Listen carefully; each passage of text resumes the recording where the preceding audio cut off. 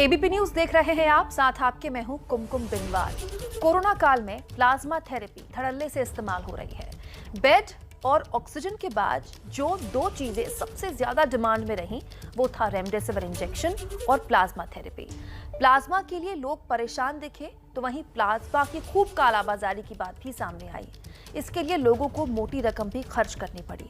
लेकिन अब एक और बात सामने आ रही है, वो ये कि प्लाज्मा थेरेपी का कोई फायदा ऐसा खास हो नहीं रहा, बल्कि इससे कोरोना वायरस को और मजबूती का खतरा भी है। इस पर हमारे एक्सपर्ट से हम बातचीत करें उससे पहले प्लाज्मा थेरेपी क्या है और इससे क्या फायदा और क्या नुकसान की रिपोर्ट अब तक सामने आई है, जानिए। कितनी कारगर है प्लाज्मा थेरेपी? प्लाज्मा थेरेपी से फायदा या नुकसान? क्या कोरोना वायरस को मजबूत कर रही है प्लाज्मा थेरेपी? क्या प्लाज्मा थेरेपी पर लगना चाहिए बैन? प्लाज्मा कहीं समाधान की बजाय मुसीबत ही न बन जाए। आगे बढ़ने से पहले समझ लीजिए कि आखिर प्लाज्मा होता क्या है। इंसान के शरीर में दौड़ता रक्त उसे जिंदगी देता है। इसी रक्त में red blood cells, white blood cells और पीला तरल भाग मौजूद होता है। इसी पीले तरल भाग को प्लाज्मा कहा जाता है। हमारे रक्त का 55% हिस्सा प्लाज्मा का ही होता है। लेकिन लाल और श्वेत रक्त कण हटाने के बाद प्लाज्मा में कई चीजें रह जाती हैं। प्लाज्मा में 92% पानी होता है। इसके साथ ही प्रोटीन, ग्लूकोज मिनरल, हार्मोन्स और कार्बन डाइऑक्साइड भी होते हैं। इसी में होती है बीमारी के खिलाफ लड़ने वाली एंटीबॉडी, यानी बीमारियों से लड़ने का फॉर्मूला। देश में प्लाज्मा थेरेपी से इलाज के कई दावे सामने आए, जिसके बाद दूसरी लहर में कई अस्पतालों में प्लाज्मा थेरेपी पर बहुत जोर दिया गया। काइसेलेंट प्लाज्मा थेरेपी में कोरोना से लड़ चुके मरीज के बदन से रक्त निकाला जाता है। इस रक्त से प्लाज्मा को अलग किया जाता है। इस प्लाज्मा को संक्रमित व्यक्ति के बदन में दाखिल कराया जाता है। दावा है कि प्लाज्मा में मौजूद एंटीबॉडी गंभीर मरीजों के लिए मददगार होते हैं। सिर्फ कोरोना से लड़ चुके मरीज सीमित समय तक प्लाज्मा दे सकते हैं। दूसरी लहर में कई अस्पतालों ने धड़ल्ले से प्लाज्मा थेरेपी इस्तेमाल की, जिसकी वजह से मरीजों के परिजन प्लाज्मा के लिए मारे मारे फिरते रहे। हालांकि आईसीएमआर ने प्लाज्मा थेरेपी को बहुत कारगर नहीं माना। प्लाज्मा का फायदा भी सिर्फ लक्षण देखने के पहले हफ्ते में माना गया। लेकिन दुनिया भर की रिसर्च कह रही है प्लाज्मा थेरेपी कारगर नहीं है। पिछले दिनों भारत के 18 शीर्ष वैज्ञानिकों ने प्लाज्मा थेरेपी पर सवाल उठाए। इन वैज्ञानिकों ने ICMR Placid trial, university of Oxford के रिकवरी ट्रायल और अर्जेंटीना के प्लाज्मा एयर ट्रायल का हवाला देते हुए प्लाज्मा थेरेपी पर सवाल उठाए हैं। प्लाज्मा थेरेपी से फायदा न होने का दावा किया जा रहा है। ICMR, Indian council of medical research, जिसका आयुर्विज्ञान भारतीय आयुर्विज्ञान गवेषणा केंद्र कहा जाता है, इसका एक ट्रायल का नतीजे पता चला वो आईसीएमआर से हुए हैं, इंडिया से हुए हैं, और वो ट्रायल का नाम है प्लेसिड ट्रायल। उसी में ये देखा गया कि कन्वालेसेंट प्लाज्मा इसका खास मतलब कारगर नहीं रहे। और ये जो ट्रायल का रिजल्ट्स हैं, ये इंटरनेशनल जर्नल जो हैं, ब्रिटिश मेडिकल जर्नल, उसी में वो लोग पब्लिश किए हैं। और उसी से पता चला कि पहले जो उम्मीद था कन्वालेसेंट प्लाज्मा का ऊपर, वो मतलब साबित नहीं हो चुका। फायदा ना होना एक बात, लेकिन एक्सपर्ट दूसरी चिंता भी जता रहे हैं। खुद प्लाज्मा थेरेपी के बाद कई साइड इफेक्ट भी हैं। प्लाज्मा थेरेपी से कई बार एलर्जिक रिएक्शन हो सकते हैं। मरीज को ब्रोंकोस्पैम, लंग इंजरी भी हो सकती है। प्लाज्मा डोनर के इन्फेक्शन मरीज के बदन में जा सकते हैं। मरीज का इम्यून सिस्टम कमजोर हो सकता है, जिससे दोबारा कोरोना हो सकता है। एक बाहर का जो चीज है प्लाज्मा, वो शरीर का अंदर हम देने का कोशिश कर रहा है। मान लीजिए ब्लड ट्रांसफ्यूजन, वो भी मैच तरीका से हम दिए जाते हैं, तो थोड़ा बहुत बुखार और सीरियस एडवर्स इवेंट्स भी हो सकता है। एवरीथिंग डिपेंड्स ऑन किस तरीका का क्वालिटी है वो प्लाज्मा का। और सबसे जो नुकसान पहुंचा, हानिकारक, क्योंकि देखिए कोई अपना जमीन जिरात वो बिक के पैसा इकट्ठा करते हैं कन्वालेसेंट प्लाज्मा खरीदने के लिए। ये सबसे बड़ा नुकसान है कि जो फायदेमंद नहीं है उसके लिए कोई पैसा खर्चा कर रहे हैं, तो वो ठीक नहीं है। कई शोधों में ये चिंता जताई जा रही है कि प्लाज्मा थेरेपी का धड़ल्ले से इस्तेमाल कोरोना वायरस को और खतरनाक तो नहीं बना रहा। एक शोध में सामने आया कि हल्की एंटीबॉडी वाले मरीज से लिए गए प्लाज्मा से वायरस मजबूत हो सकता है। एक दूसरे शोध में सामने आया कि प्लाज्मा थेरेपी में वक्त बीतने के बाद कोरोना वायरस म्यूटेट होकर और खतरनाक हो जाता है। ये कोई केमिस्ट की शॉप पर मिलने वाली गोली नहीं है जो कोई भी आम इंसान खरीद सकता है। इसके लिए डॉक्टर सलाह देते हैं और अस्पताल महंगी मशीनों से प्लाज्मा निकालते हैं। आईसीएमआर प्लाज्मा थेरेपी की कामयाबी पर हमेशा संदेह जताता रहा है। तो सवाल है कि सरकार प्लाज्मा थेरेपी को नियंत्रित क्यों नहीं कर पा रही है? आखिर क्यों प्लाज्मा धड़ल्ले से मांगा जा रहा है और क्यों चढ़ाने दिया जा रहा है? इस बारे में कल ही आईसीएमआर की नेशनल टास्क फोर्स की बैठक होने जा रही है। सूत्रों के मुताबिक इस बैठक में प्लाज्मा की गलत इस्तेमाल को रोकने को लेकर फैसला लिया जा सकता है। देखिए, हमारी एक रिपोर्ट, पूरी की पूरी रिपोर्ट एक बहुत सीधा सवाल उठाती है कि प्लाज्मा थेरेपी फिर सही है कि गलत है। ये साफ साफ ईमानदारों को बता दिया जाए, कम से कम वो इधर उधर भटके ना इसके लिए। आज हम इस मुद्दे पर स्पेशलिस्ट से बात करेंगे। डॉक्टर संजय राय हमारे साथ जुड़े हुए हैं प्लाज्मा से जुड़े हुए अहम मुद्दों पर चर्चा करने के लिए। डॉक्टर संजय, मैं आपके पास आऊँ, लेकिन उससे पहले किन बिंदुओं पर हमारी चर्चा होगी वो जान लीजिए। सबसे बड़ा सवाल तो यही है कि क्या प्लाज्मा थेरेपी वाकई कारगर है? दूसरा महत्वपूर्ण सवाल, प्लाज्मा थेरेपी से म्यूटेशन की आशंका है क्या?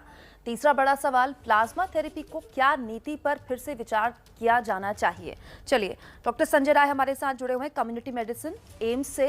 डॉक्टर संजय, 1 साल हो गया, 1 साल पहले भी इस तरह की रिसर्च आई थी प्लाज्मा को लेकर कि थेरेपी इतनी कारगर नहीं है, लेकिन अगर किसी के ईमानदार को कह दिया जाए कि आपके मरीज के लिए प्लाज्मा चाहिए, डॉक्टर कह दे, तो वो तो यहाँ वहाँ भटकेगा ना। कोई एक बात स्पष्ट क्यों नहीं की जाती 1 साल से कि प्लाज्मा थेरेपी ठीक है कि नहीं है? देखिए, कोविड एक ऐसी बीमारी है जहाँ पे हम संभावनाओं पे ही ज़्यादातर चलते हैं, एविडेंसेस पे उतनी विश्वास नहीं करते। शुरू में एविडेंसेस नहीं थे, लेकिन धीरे धीरे एविडेंसेस जब जनरेट हो गए तो हमें हमेशा एविडेंसेस पे विश्वास करना चाहिए। समहाउ जो है वह छूट गया। शुरू से ही हम सिर्फ संभावनाओं पे, क्योंकि बिल्कुल ही नया वायरस था, इसके बारे में हमें कुछ भी पता नहीं था, सार्स कोरोना वायरस 2 जो है, तो उस समय एक संभावना थी कि ये हो सकता है, कुछ भी हो सकता है। जब प्लाज्मा थेरेपी पे क्लिनिकल ट्रायल्स हुए, इस कंट्री में क्लिनिकल ट्रायल्स हुए, कई इंस्टीट्यूशंस ने भाग लिया, दुनिया के कई देशों में क्लिनिकल ट्रायल हुए और उनका रिजल्ट आ गया। क्लिनिकल ट्रायल ही जो होता है बेस्ट गाइडेंस देता है कि रियली यह दवा या यह ट्रीटमेंट इफेक्टिव है कि नहीं।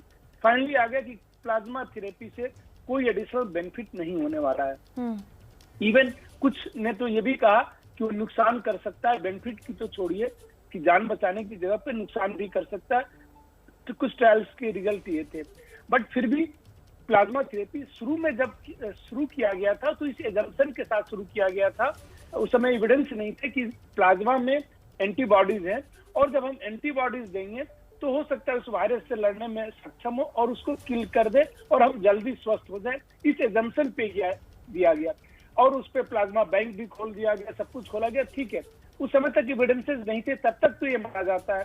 उसके बाद जब एविडेंसेस जनरेट हो गए तो एज ए साइंटिस्ट हम लोगों को हमेशा एविडेंस की बात करनी चाहिए। हम कहते हैं कि एविडेंस बेस्ड मेडिसिन की प्रैक्टिस करनी चाहिए, लेकिन हम वो नहीं कर पाते हैं। प्लाज्मा थेरेपी हो, चाहे नेचुरल इन्फेक्शन के बाद वैक्सीन देने की बात हो, कुछ भी हो, वहाँ पे हम अटकलों का ज्यादा अभी भी महत्व देते हैं। जो शुरू में कर रहे थे 1 साल पहले, वो आज भी बात करते हैं और हम इसको छोड़ देते हैं। और इसी कारण से जो है प्लाज्मा थेरेपी अभी भी जो है प्रिस्क्राइब भी हम उसी तरीके से करते हैं। जैसे वही एक लक्ष्मण बूटी है, रामबाण है कि लगाते ही जो है मरीज ठीक हो जाएगा, और मरीज बेचारा जो है उसके अटेंडेंट हर जगह परेशान रहते हैं कि प्लाज्मा नहीं मिला। रोज हम लोग भी 5-10 का, अब आज की डेट में भी हम रिसीव करते हैं कि सर कहीं से हमें प्लाज्मा दिला दीजिए, बी पॉजिटिव है, ए पॉजिटिव है प्लाज्मा, और नहीं मिल पाता है। डॉक्टर संजय, आप पिछले 1 साल से इस वायरस को समझ रहे हैं। आप मुझे बताइए कि आपके पास जितने भी पेशेंट्स आए, आपने जितना भी इस वायरस को समझा, जितनी स्टडीज पढ़ी, उसमें आपके हिसाब से प्लाज्मा थेरेपी कारगर है कि नहीं है? आप इसे थम्स अप देंगे या थम्स डाउन देंगे? नहीं, प्लाज्मा थेरेपी देखिए, मैंने शुरू में ही कहा कि एविडेंस बेस्ड हमें बातें करनी चाहिए, और जो एविडेंसेज है वह सपोर्ट नहीं करती प्लाज्मा थेरेपी को। ठीक कि है। कहीं से भी कारगर है किसी भी इसमें। ये बात या आपने तो कह दी डॉक्टर संजय। तो अब मुझे बात बताइए कि पिछले 1 महीने से ट्विटर पे आप देख लीजिए, सोशल मीडिया पे आप देख लीजिए, अपने आसपास आप देख लीजिए, आप खुद कह रहे हैं रोज 50 फोन आ जाते हैं, B+ प्लाज्मा, O+ प्लाज्मा, कहीं से जुगाड़ कर दीजिए, कहीं से मिल जाए, इसकी कालाबाजारी शुरू हो गई, लोगों ने लाखों कमा लिए प्लाज्मा के नाम पर। तो फिर जब ये बात एविडेंस की तरह प्रूफ हो चुकी है तो डॉक्टर्स क्यों डिमांड कर रहे हैं मरीजों के लिए, और क्यों नहीं कोई एक कानून या कोई एक गाइडलाइन जारी कर दी जाए कि प्लाज्मा थेरेपी कारगर नहीं है, इसका आगे इस्तेमाल ना हो? इसके लिए शायद पूरा सिस्टम ही जिम्मेवार है, क्योंकि बहुत से लोग अपने आप को अपडेट नहीं रखते हैं। डॉक्टर्स भी लगातार बिजी हैं, वह दिन रात रियली अगर आप देखें तो हेल्थ केयर प्रोवाइडर जो है वह बिजी है, शायद उनको सोशल और जो इंटरेक्ट उतना नहीं हो पाते हैं मीडिया से या सोशल जो भी प्लेटफॉर्म्स है। तो उतनी जानकारी जो है एक बार उन्होंने शुरू कर दिया और उसको चला रहे हैं। वह सरकार की जिम्मेवारी है कि इस टाइप के जो है, जैसे गाइडलाइंस हम जब भी बनाते रहते हैं, अपने रिवाइज करते रहते हैं बेस्ड ऑन एविडेंस, वह जो है सारी इंफॉर्मेशन जो है सबको दें, और अगर कुछ चीजों को बैन करना है तो इवन बैन कर दें। अगर वह मान लीजिए फायदा न करे, वो एक बार चलता है, बट अगर कहीं नुकसान कर रहा हो किसी भी कंडीशन में, उसको स्पेसिफाई करते हुए कि इस कंडीशन में नुकसान भी कर सकता है, हमें जो है एक प्रॉपर गाइडलाइन जो है, ठीक है, अभी जो है गवर्नमेंट ने ICMR में उसको नोटिफाई किया है, और शायद लोगों में इससे थोड़ी सी चेंजेस आएंगे, जहां तक मुझे लगता है। संजय जी, बात तो ये है ना कि किसी मरीज के रिश्तेदारों को अगर कह दिया कि आपके मरीज को प्लाज्मा थेरेपी चाहिए, तो फिर उनके पास कोई विकल्प ही नहीं होता, फिर वो भटकेंगे ही भटकेंगे। एक और बात आपने कही कि फायदा हो ना हो, नुकसान ना हो, कहीं ये ज्यादा बड़ा खतरा है। क्या म्यूटेशन का खतरा है प्लाज्मा थेरेपी के बाद कि वायरस और मजबूत हो जाता है? जैसे ऐसा कोई हमारे पास बहुत एविडेंस नहीं है, बट संभावना व्यक्त की जा सकती है कि अगर उसमें जो है म्यूटेशन होने का खतरा थोड़ा सा ज्यादा हो सकता है, बट इसका कोई एविडेंस नहीं है कि प्लाज्मा थेरेपी के बाद ऐसा हुआ है। तो अब बिना एविडेंस का जो है, शायद मैंने जैसे शुरू में कहा, काफी कुछ 1 साल में हमने एविडेंस जनरेट कर लिया है, और उसी को शायद लेके चलें तो हम बहुत कुछ कर सकते हैं। कुछ अभी भी ये नहीं है कि हमने सारा कुछ इस वायरस के बारे में सब कुछ जानते हैं, फिर भी देखा जाए तो बहुत कुछ आज की डेट में जानते हैं। शायद इतने पब्लिकेशन, इतने रिसर्च जो है किसी डिजीज के लिए 1 साल के अंदर नहीं हुआ, जितने पब्लिकेशन हुए सारे जर्नल ने, हाई इम्पैक्ट जर्नल ने अपने अपने स्पेशल इश्यूज निकाले हैं, सारे जितने साइंटिफिक जर्नल हैं भरे पड़े हैं सिर्फ कोविड के आर्टिकल से। तो शायद एक तो ये कहें कि बम्बार्डमेंट है, इसका भी इंफॉर्मेशन का भी कुछ ज्यादा ही है। लोग और कुछ तो कंफ्यूजिंग इतने रहते हैं, उसके कारण से लोग कंफ्यूज हो जाते हैं, बट लोगों के लिए नहीं, साइंटिफिक कम्युनिटी के लिए जो है साइंटिफिक इस पर बात करनी चाहिए। तो संभावना हो सकती है, but we don't have sufficient evidence. बिल्कुल सही बात कही आपने संजय जी, और साइंसदान तो जाहिर तौर पर डेटास पर ही भरोसा करते हैं और करना ही भी चाहिए, और हम भी साइंसदानों पर यानी कि वैज्ञानिकों पर भरोसा करते हैं। अब एक और बात कही जा रही है कि प्लाज्मा से जो प्लाज्मा डोनर है जिसे प्लाज्मा दे रहा है, उसकी बीमारियां, उसके इन्फेक्शन भी ट्रांसफर हो सकते हैं, ऐसी कोई संभावना? देखिए बिल्कुल, ब्लड बॉर्न हमें जो है ये है, थोड़ी सी प्लाज्मा से सारे ब्लड बॉर्न ट्रांसमिट नहीं होते, बट संभावना बिल्कुल हो सकती है। डायरेक्ट नहीं देते हैं, उसकी स्क्रीनिंग करने के बाद ही देते हैं, फिर भी रिमोट संभावना है कि हो सकती है। लेकिन जब भी हम प्लाज्मा या ब्लड का कोई भी यूनिट अगर ट्रांसमिट करते हैं, ट्रांसफ्यूज करते हैं किसी को, तो उसकी पूरी स्क्रीनिंग की जाती है, जो भी ब्लड बॉर्न वायरसेस हैं या डिजीज हैं उनके लिए, तो वह की जा रही होगी। तो इतनी ज्यादा नहीं लगती कि उससे डिजीज ट्रांसमिट होंगी। तो संजय जी, कुल मिलाकर जो लबोलुबाब आपकी बात का निकालें वो ये कि आपके हिसाब से प्लाज्मा थेरेपी जान बचाने के स्तर की थेरेपी नहीं है। ऐसा नहीं कि किसी को प्लाज्मा थेरेपी नहीं मिली इसलिए उसकी जान चली गई। बिल्कुल, आप खुद ही अपने आसपास देख लीजिए, अपने लोगों से देख लीजिए, तो बहुत से लोगों को प्लाज्मा लगा, उसके बाद भी नहीं बच पाए, और बहुत से लोगों को नहीं लगा फिर भी बच गए। तो इसलिए जो है, और ये एविडेंस जनरेट हो चुके हैं कि प्लाज्मा थेरेपी से जो है कोई एडिशनल बेनिफिट नहीं मिल रहा है। और इसीलिए आज जो गवर्नमेंट ऑफ इंडिया ने भी गाइडलाइंस की बात की है, वो इसीलिए की है क्योंकि नहीं था, एविडेंसेस नहीं थे, बट फिर भी लोग इसको प्रिस्क्राइब कर रहे हैं इस संभावना के साथ कि हो सकता है काम कर जाए। बट हमें एविडेंसेस को थोड़ा महत्व देना चाहिए। संजय जी, जिस दौर में हम जी रहे हैं इसमें हम हो सकता है वाले सोच से तो आगे बढ़ ही नहीं सकते। हम जो दौर पिछले 2 महीने से देख रहे हैं, खासतौर पर पिछले 1 साल से देख रहे हैं, ऐसा क्यों है कि चाहे सरकारी अस्पताल हो या फिर प्राइवेट अस्पताल हो, डॉक्टर इसकी डिमांड कर ही रहे हैं। आप संजय जी न सिर्फ 1 साल से पढ़ रहे हैं, दुनिया का हर डॉक्टर कोरोना को लेकर रिसर्चेस पढ़ रहा है, तमाम तरह के डेटास पढ़ रहा है, फिर भी जब उस डॉक्टर को पता है कि ये थेरेपी इतनी कारगर होगी, क्या वो इस उम्मीद में इस थेरेपी को आगे प्रिस्क्राइब कर देता है कि शायद जान बच जाए? मतलब कि डॉक्टर भी क्या तुक्के पे ही काम कर रहे हैं? कुछ लोग अपने पर्सनल एक्सपीरियंस के बल पे, कि उन्होंने, देखिए होता क्या है कि जब किसी की बीमारी की बहुत ही कारगर दवा नहीं होती है, कोई कारगर ट्रीटमेंट नहीं है, बहुत ही इफेक्टिव है, आज की डेट तक कोई भी ऐसा एंटीवायरल नहीं है जो इस पे बहुत ही इफेक्टिव हो, जो सार्स कोरोना वायरस को किल कर दे। आज भी ये सेल्फ लिमिटिंग डिजीज है, वायरस को जो है हम खुद ही जो है शरीर किल करता है, कोई भी ड्रग जो है उसको किल नहीं करता। किस संभावनाओं पे कि अच्छा ये ड्रग काम कर जाए, रेमडेसिविर काम कर रहा है, लोगों ने 10 को दिया, 10 ठीक हो गए, कोई फेविफ्लू दे के ठीक कर लेता है, कोई इसको, वो जो है इसको समझना पड़ेगा। मेजॉरिटी में ये क्या है, डिजीज सेल्फ लिमिटिंग है, 80 to 90% में माइल्ड है।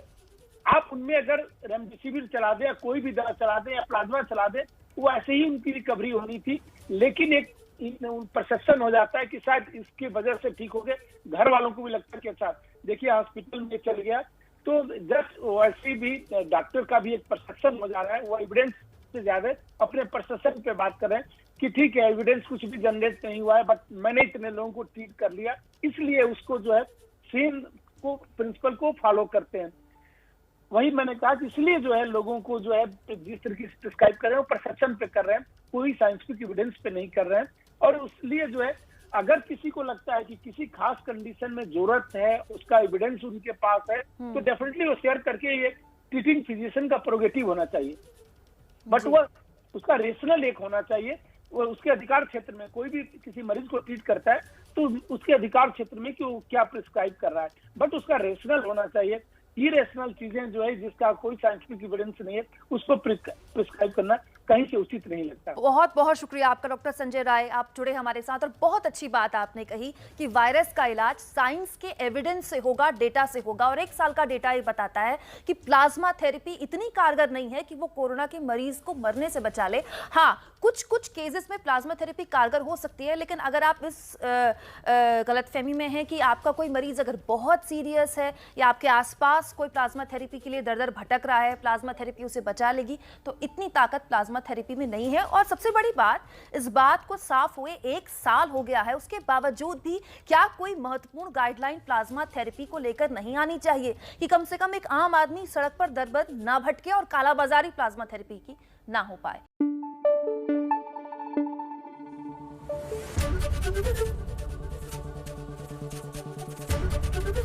एबीपी न्यूज आपको रखे आगे।